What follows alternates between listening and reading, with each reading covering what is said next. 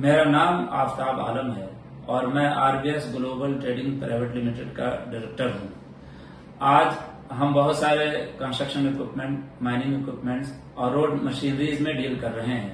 वो प्रोडक्ट है जैसे backhoe loaders, skid steer loaders, wheel loaders, tipper trucks, soil compactors, tandem rollers, mini tandem compactors, pneumatic tyre और इससे related बहुत सारे प्रोडक्ट आज हम डील कर रहे हैं और एक्सपोर्ट कर रहे हैं। हम जो मार्केट कवर कर रहे हैं, जो कंट्रीज कवर कर रहे हैं, वो है Kenya, Uganda, Zambia, Zimbabwe, Mozambique, Gambia, Congo, Senegal, Angola, Saudi Arabia, Dubai, Oman, Libya, Algeria, Argentina, Chile, Jamaica और इसी तरह के बहुत सारे कंट्रीज शामिल हैं। हमने जो चैलेंजेस का सामना किया शुरू में, वो सबसे बड़ा चैलेंज फाइनेंस एंड फंड का था।